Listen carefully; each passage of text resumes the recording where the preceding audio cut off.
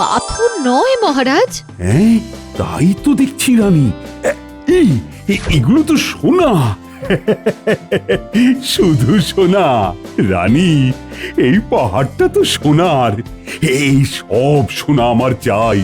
আমার রাজ্যের কত উন্নয়ন হবে। লোভ করা ভালো নয় মহারাজ। যা আমাদের নয় তা জোর করে নিয়ে সিন্ধুক বন্দি করা একেবারেই উচিত নয়। এই সব ঈশ্বরের দান রানী, এটা কিন্তু ভুলে যেও না। ঈশ্বর কখনো নিজে এসে কিছু দেন না। যাও যাও প্রহরী, যাও তো বেশ বড় সড়ো দেখে একটা সিন্ধুক নিয়ে এসো। যথাজ্ঞা মহারাজ। আপনি কি সত্যি এই পাথর আকৃতির সোনাগুলো সিন্ধুক ভর্তি করে রাজকোষে জমা করবেন মহারাজ? এতে কোনো সন্দেহ নেই রানী। আমার রাজকোষ পরিপূর্ণ হওয়া মানে আমার শক্তি বাড়া। আমার সাথে কোনো রাজাই আর চোখে চোখ রেখে কথা বলতে পারবে না। অর্থই যত অনর্থের মূল, তার সঙ্গে এটাও মনে রাখবেন। মহারাজ, বড় সিন্ধুক নিয়ে এসেছি, আর কিছু মানুষও এনেছি যারা সোনা বয়ে নিয়ে যাবে। বাহ বাহ বাহ বাহ, খুব ভালো। তোমার বুদ্ধি আছে তো। নাও নাও নাও, তাড়াতাড়ি সবাই মিলে হাত লাগিয়ে সোনাগুলো সিন্ধুকে ভরো।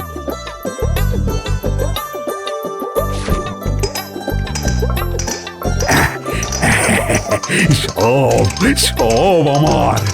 একবার সন্ধান যখন পেয়েছি তখন এই পাহাড় আমার আমার।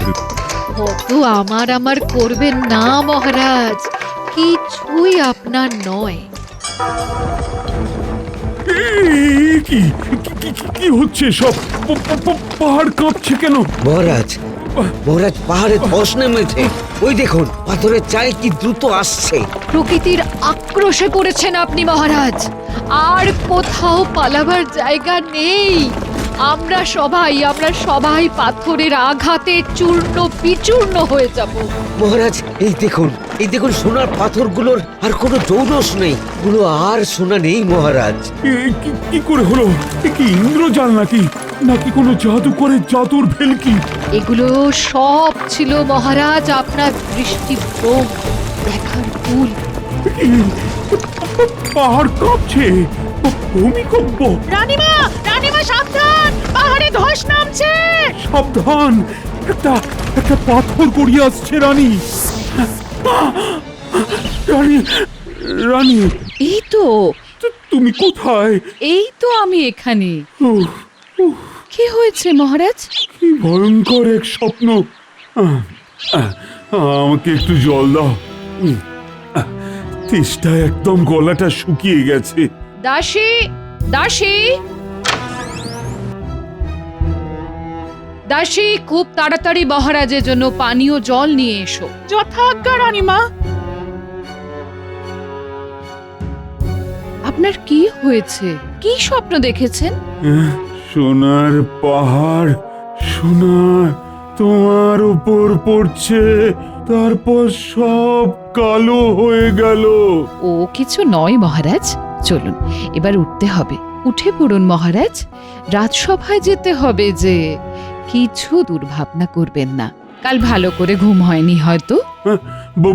বলছো রানী কিছু হবে না? কিন্তু শুনেছি ভোরের স্বপ্ন নাকি সত্যি হয়। ওসব কথা একদম মনে স্থান দেবেন না মহারাজ।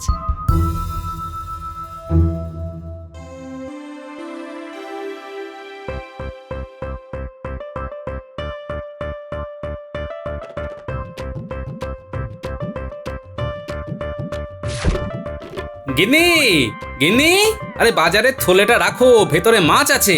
আসছি আসছি। বলি হ্যাঁ গো, বাজার থেকে আজ কি মাছ এনেছো? ইলিশ মাছ।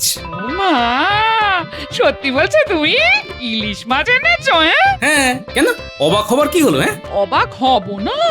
আজ আমি স্বপ্ন দেখলাম তুমি বাজার থেকে ইলিশ মাছ নিয়ে এসেছো, আর সত্যি সত্যি তুমি একটা গোটা ইলিশ নিয়ে এলে। আমার স্বপ্ন সফল হলো গো।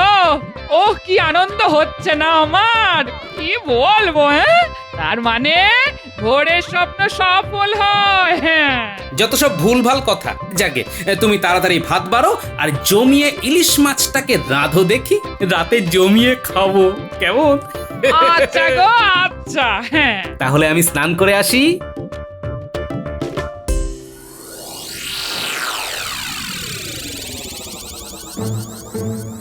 এ কি, মহারাজ এখনো রাজসভায় আসেননি? কি হলো মন্ত্রী মশাই? সেটা আমি কি করে জানবো বলো? তুমিও যেখানে আমিও সেখানে। সাবধান, আমাদের পরম প্রিয় মহারাজ রাজসভায় প্রবেশ করছেন।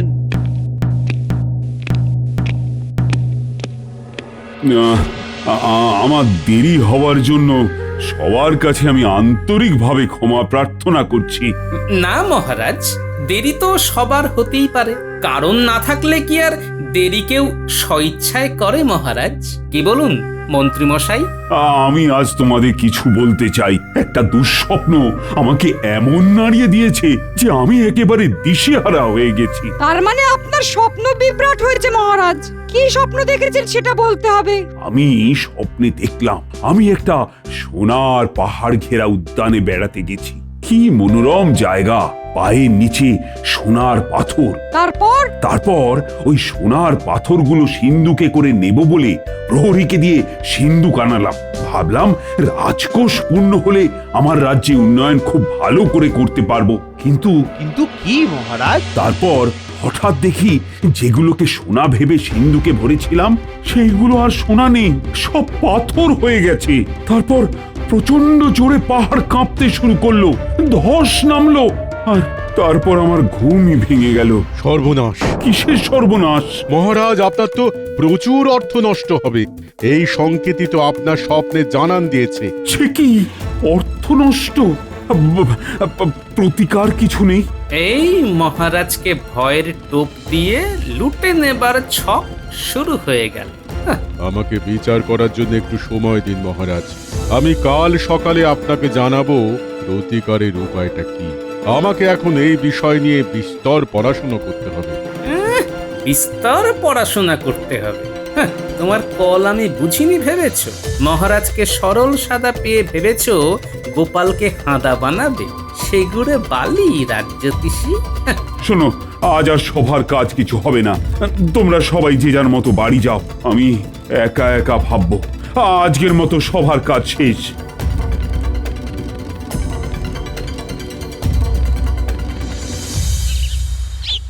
এতক্ষণে এলে? আমি সেই কখন থেকে অপেক্ষা করছি। আরে গোপাল তো এইটুলির মতন আমাদের সঙ্গে আটকে ছিল। খুব কায়দা করে ওকে ভড়কি দিয়ে আসতে হয়েছে। যাকে আমাদের কথাবার্তা শুরু হোক। আমরা কি এখানেই কথাবার্তা শুরু করব? মন্ত্রীমশাই, আপনার বাড়িতে গিয়ে আলোচনা করাটা আমাদের সবার পক্ষেই ভালো। নইলে গোপাল চীনে জোকের মতন আমাদের পিছনে পড়ে যাবে। তাহলে চলো আমার বাড়ি, ওখানে মুড়ি খেতে খেতে সব আলোচনা হবে। খুব আলোচনা চলছে। তোমাদের কথাতে তো কোনো আলোই নেই, সবটাই চোনা। কি জন্য তোমরা তিন মূর্তি এক হয়েছো আমার বুঝতে বাকি নেই। চলো চলো চলো, সবাই আমরা মন্ত্রীমশাইয়ের বাড়িতে যাই, চলো। আমি তোমাদের কাজ ছাড়া করছি না। মহারাজকে ভয় দেখিয়ে মহারাজের ঘাড় ভাঙা আমি বার করছি। তোমরা যাবে যেথায় সেথায় যাব, ফুলে ফুলে উড়ে মধু খাবো।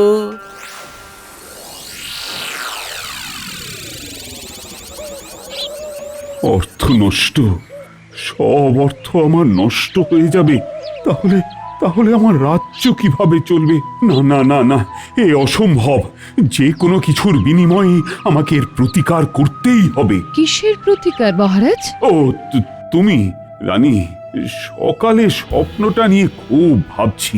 রাজজ্যোতিষী বলল ওই স্বপ্ন দেখার অর্থ হলো বিরাট অর্থনাশ। আমি খুব চিন্তায় আছি রানী। আপনি অহেতুক ওইসব নিয়ে ভাবছেন। কিচ্ছু না, এসবের কোনো মানেই নেই। না রানী, মানে আছে আছে। ভোরের স্বপ্ন, আমার ক্ষতি হবেই। কাল দেখি রাজজ্যোতিষী কি প্রতিকারের বিধান দেয়। আপনি ভয় পাবেন না মহারাজ, আপনি রাজা। সব কিছু যুক্তি দিয়ে বুদ্ধি দিয়ে ভাববেন। মনে রাখবেন, আপনার দিকে তাকিয়ে আছে হাজার হাজার প্রজা। আচ্ছা মহারাজ, গোপালের কি মত? এই সম্পর্কে গোপাল আপনাকে কিছু জানায়নি? এই সম্পর্কে গোপাল আবার কি বলবে? স্বপ্ন নিয়ে কথা বলা কি চারটিখানি কথা? কত পড়াশুনো করতে হচ্ছে রাজজ্যোতিষীকে।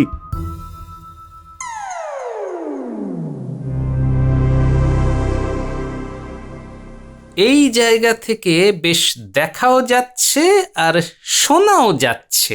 আমি তো সারা রাত ধরে বই পড়ে প্রতিকারের উপায় বার করব বলেছিলাম। পড়বে তো ঘন্টা, বাড়ি গিয়ে ভালো করে শুয়ে 10 ঘন্টা ঘুমিয়ে নেবে। প্রতিকারের উপায়টা এক্ষুনি আমাদের আলোচনার মাধ্যমেই চলে আসবে। মাথায় এসে গেছে, মহারাজকে বলতে হবে ব্রাহ্মণ সেবা, মানে 1 মাস ধরে ব্রাহ্মণ সেবা করলে এই সমস্যা থেকে মুক্তি পাবে।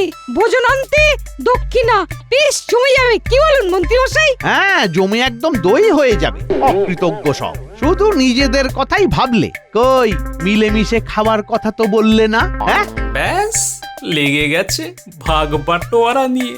দেখি শেষটা কি হয়। ঠিক ঠিক ঠিক, আমরা তো 3 জন, আমাদের এই 3 জনের স্বার্থ দেখতে হবে। কে রাজ্যদেশী?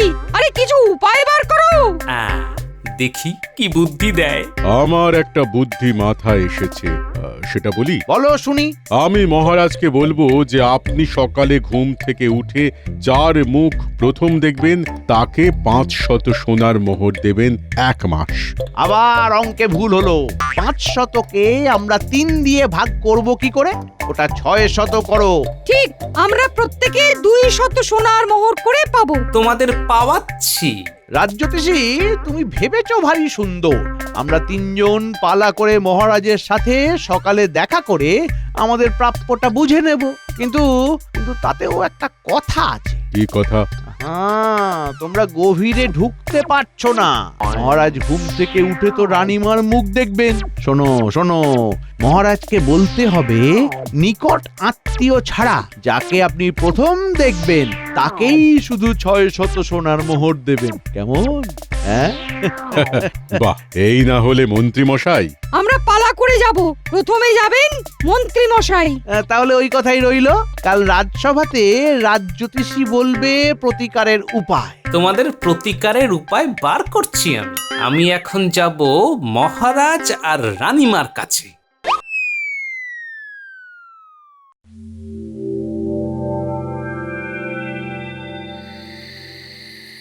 রানীমা, গোপাল দাদা এসেছে।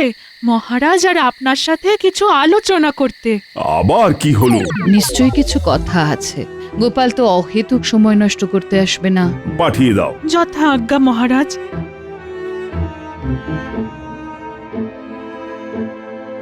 গোপাল নিশ্চয়ই কোনো ভালো খবর নিয়েই আসছে। আসতে পারি মহারাজ? হ্যাঁ হ্যাঁ, এসো গোপাল। বলো তুমি কি বলতে এসেছো? মহারাজ, আপনার দেখা স্বপ্ন নিয়ে 3 মূর্তি একটা গভীর ষড়যন্ত্র করছে। 3 মূর্তি? এই 3 মূর্তি কারা? ওই মন্ত্রী মশাই, রাজ্যতীশী আর পণ্ডিত। কি ষড়যন্ত্র গোপাল? রাজসভা থেকে বাড়ি যাব ভাবছি, দেখলাম রাজ্যতীশী আর পণ্ডিত একটা জায়গায় দাঁড়িয়ে গুজগুজ ফুসফুস করছে। আমিও দাঁড়িয়ে গেলাম। তারপর দেখি ওরা দুজন আমাকে লুকিয়ে লুকিয়ে কোথায় যেন যাচ্ছে। আমিও পিছু নিলাম। তারপর ওরা সবাই মিলে মন্ত্রী মশাইয়ের সাথে মিলিত হলেন। আমি লুকিয়ে সব দেখছি, কিন্তু কোনো কথা শুনতে পাচ্ছি না। ওমা, তুমি যদি শুনতে নাই পেলে তাহলে এত নিশ্চিতভাবে বললে কি করে? পুরোটা শুনুন না মহারাজ। গোপালকে পুরোটা বলতে দিন। বলো গোপাল। তারপর ওরা সবাই হাঁটা দিল। আমিও ওদের পেছন পেছন যেতে লাগলাম। ওরা সবাই মন্ত্রীর বাড়ির মধ্যে ঢুকে গেল। তারপর আমি যা শুনলাম। কি শুনলে? শুনলাম আমি তো সারা রাত ধরে বই পড়ে প্রতিকারের উপায় বার করব বলেছিলাম। প্রতিকারের উপায়টা এক্ষুনি আমাদের আলোচনার মাধ্যমেই চলে আসবে। মাথায় এসে গেছে, 1 মাস ধরে ব্রাহ্মণ সেবা করলে এই সমস্যা থেকে মুক্তি পাবে। ভোজনান্তে দক্ষিণা বেশ জমে যাবে, কি বলুন মন্ত্রী মশাই? হ্যাঁ, জমি একদম দই হয়ে যাবে। অকৃতজ্ঞ সব। শোনো শোনো, মহারাজকে বলতে হবে নিকট আত্মীয় ছাড়া যাকে আপনি প্রথম দেখবেন তাকেই শুধু 600 সোনার মোহর দেবেন। কেমন? হ্যাঁ, বাহ, এই না হলে মন্ত্রী মশাই। আমরা পালা করে যাব। তাহলে ওই কথাই রইলো। কাল রাজসভাতে রাজ্যতীশী বলবে প্রতিকারের উপায়। তোমাদের প্রতিকারের উপায় বার করছি আমি এখন যাব মহারাজ আর রানীমার কাছে। সর্বনাশ! মহারাজ দুধ কলা দিয়ে তো কাল সব পুষছেন, তাহলে কি করবেন এবার? কাল ওদের আসতে দাও না রাজসভাতে, দেখো কি হয়। ওদের সাথে মজা করব, ওদের কথা মানবো। এখানে আমার একখানা কথা আছে মহারাজ। বলো বলো বলো। আপনার ভেতরের ঘরের দরজায় প্রমাণ সাইজের আয়না রেখে দেবেন, সেটা কেউ জানবে না। ঘুম থেকে উঠে যেই দরজা খুলতে যাবেন আপনার মুখটা আপনার নজরে পড়বে প্রথম। আপনি আপনাকেই 600 সোনার মোহর দেবেন 1 মাস ধরে, ডান দিক থেকে বাম দিক। ধন্য বুদ্ধি বটে তোমার।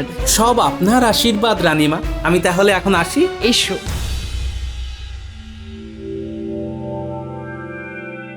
আহ, কি মধুর ইলিশের গন্ধ! গিন্নির রাধার হাতটা বড় খোলতাই হয়েছে। কেমন ইলিশ ইলিশ করছে আমার মন। কি গো, ইলিশের তারে খুব খুশি পার দেখছি, হচ্ছে হ্যাঁ? চার- কিছু ঘটেছে নাকি, হ্যাঁ?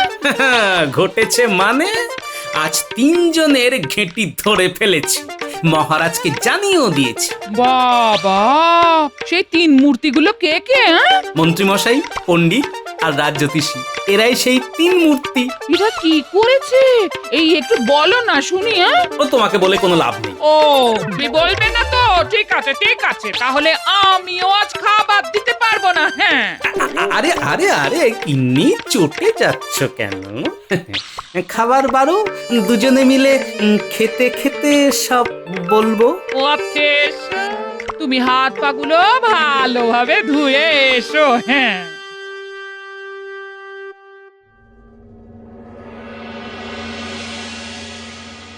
রাজজ্যোতিষী, তুমি প্রতিকার কিছু পেলে? পেয়েছি মহারাজ, একটা সুন্দর প্রতিকার পেয়েছি।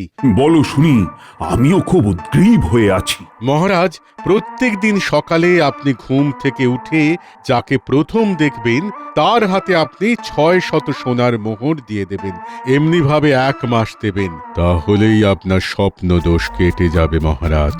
মহারাজ, ভালোই হলো, 600 সোনার মোহর আপনার কাছেই থেকে যাবে। কি করে? বারে, প্রতিদিন সকালে ঘুম থেকে উঠে মহারাজ তো রানীমার মুখই দেখবেন। না না না, আত্মীয় পরিজনদের মুখ দেখলে হবে না। তবে কি অপরিচিত ব্যক্তির মুখ দেখতে হবে? না না না, পরিচিত অপরিচিত মিলিয়ে দেখলেই হবে। ব্যাস, তাহলে মহারাজ সব সমস্যার সমাধান হয়ে যাবে এই মাসেই। উফ, 1 মাস ধরে 200 সোনার মোহর, ভাবা যায় না। আচ্ছা মহারাজ, মন্ত্রীমশাইয়ের মুখটা কেন হাসি হাসি হয়ে উঠল?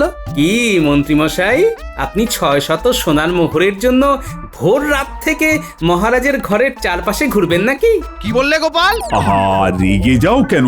শান্ত হও, সব তো মিটেই গেল। এবার দেখাই যাক না কার কার ভাগ্যে 600 মোহর নাচছে। শোনো, মন দিয়ে শোনো।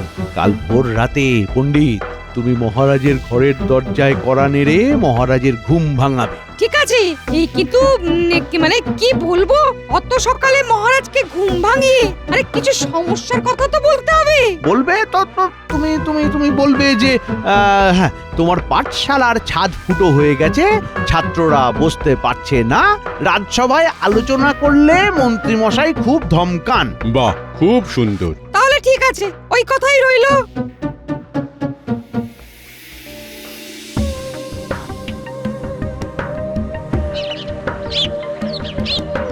পণ্ডিত, এগিয়ে যাও, আমরা এর বেশি যাব না। ঠিক আছে। পণ্ডিত মশাই, এত সকালে? মহারাজ সকাল সকাল ডেকেছেন, জরুরি দরকার আছে। আমি না গেলে অনর্থ হয়ে যাবে। পথ ছাড়ো। ঠিক আছে, যান।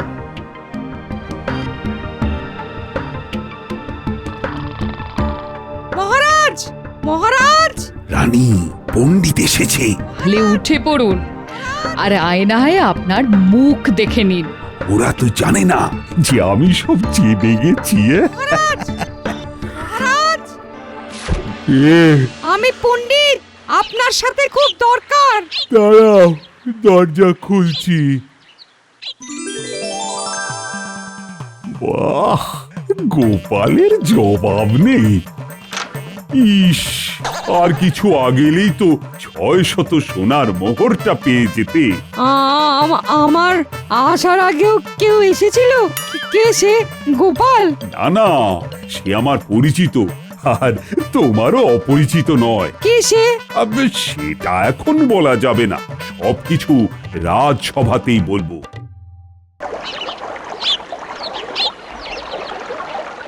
রাজস্বপ্ন যে এত জটিল সেটা আগে বুঝিনি মন্ত্রী। ভাগ্যিস স্বপ্নটা দেখেছিলাম, তাই কিছু মানুষকে ভালো চিনে নিলাম। মহারাজের গলাটা কেমন যেন লাগছে। পণ্ডিত, তুমি জিজ্ঞেস করলে না কার মুখ দেখে আমি ঘুম থেকে উঠেছি? আমি আমার মুখ দেখেই ঘুম থেকে উঠেছি, তাই 600 সোনার মোহর আমি নিজেকেই দিলাম। আপনি এইসব ঘটনাগুলো জানলেন কি করে? কি করে আর জানলাম? আমার আছে গোপাল, আর গোপাল আছে বলেই এই যাত্রায় পুরল না কপাল। গোপালের কথা মতো আমার ঘরের দরজায় পেল্লাই পেল্লাই আয়না লাগিয়ে দিলাম, আর ঘুম থেকে উঠে নিজের মুখ নিজেই দেখলাম। কি হে মন্ত্রী, 500 সোনার মোহরকে কি করে 3 ভাগ করা যায়? তাই 600 সোনার মোহরকে 3 জনের ভাগে 200 করে সোনার মোহর। মানে মহারাজ, মহারাজ খুব ভুল হয়ে গেছে, ক্ষমা ক্ষমা করে দিন মহারাজ। ক্ষমা?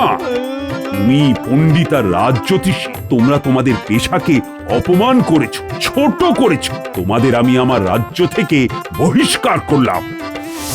প্রহরী, এক্ষুনি এদের উল্টো গাধায় চড়িয়ে মাথায় ঘোল ঢেলে বিদেয় করো। মহারাজ, গাধার উপর চড়াতে হবে না, এতে গাধাটার খুব কষ্ট হবে, ওরা সব পায়ে হেঁটে যাবে।